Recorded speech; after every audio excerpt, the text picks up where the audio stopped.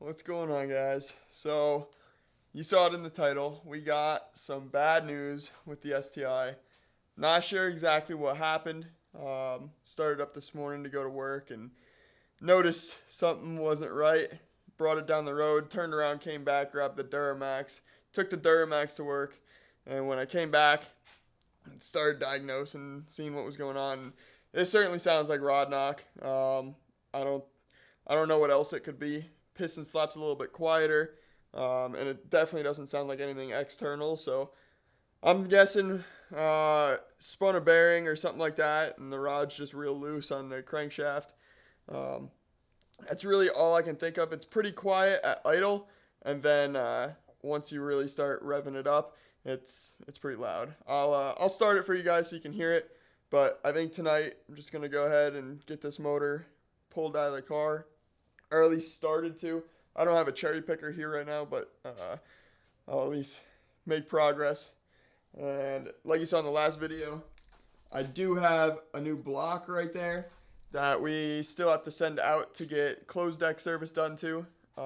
So, I mean, it is what it is. I got the Duramax I can drive, but yeah, definitely wasn't planning on it. But without further ado, let me start this up so you guys can hear what's going on.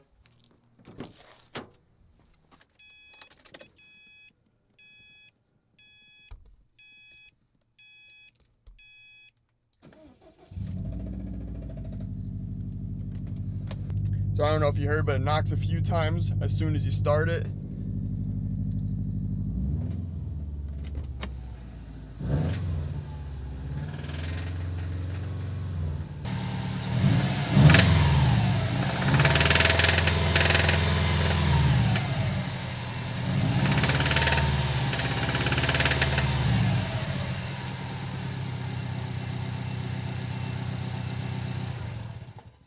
So you could obviously probably hear that clear as day.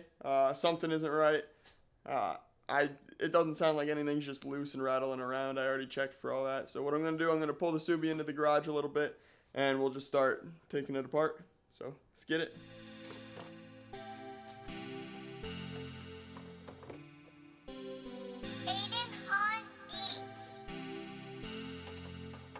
Turn me up, Koopy.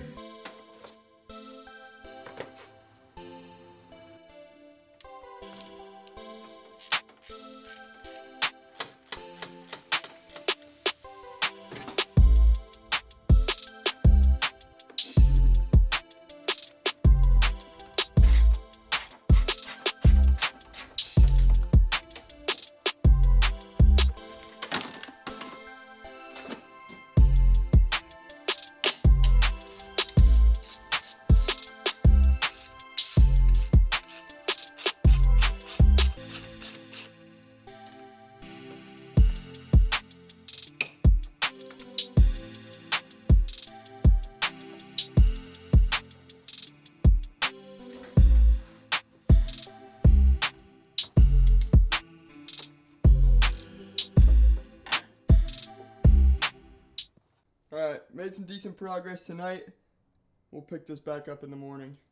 Alright, we're back. It's morning time now. Let me show you guys the progress we made last night. So, air pump is out, just kind of sitting here. We kind of disconnected everything over here, all these vacuums and PCV stuff and the EBCS, which is behind here. That's all pretty much disconnected. Let's see what else. We got the fuel lines out. I didn't have the quick release tool for this, so I just used like these dentist tools, and they came out. I got them out in like a minute, so those work just fine. We got to get these fuel rail covers off down here. These things are kind of a nightmare, but we got to get those off so we can pull the fuel rails back. And then yeah, we are getting close to pulling the intake manifold out, and then we can get the TGVs out. And then it'll be nice and clean up here. We gotta loosen up the power steering pump, but then we're almost ready.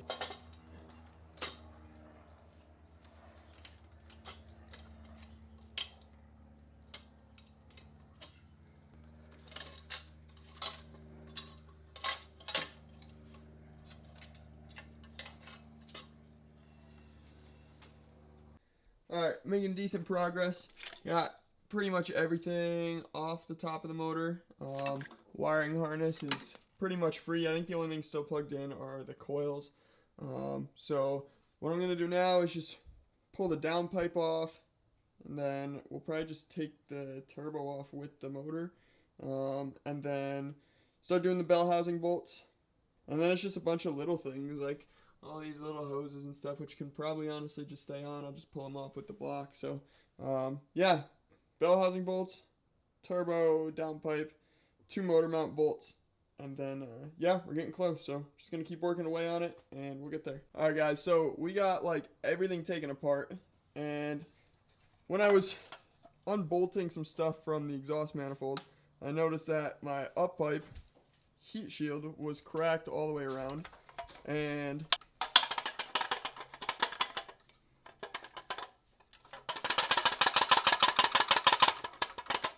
it makes a lot of noise. So I think that's our issue, which is unfortunate because we got the whole car taken apart. But I think what I'm gonna do is just cut this heat shield off, and then we'll just freaking slap this thing back on. I did order an AOS and TGV delete for the car while we have it all taken apart. So I'm just gonna go ahead and yeah, wait for that to show up. Might as well do something while it's all taken apart.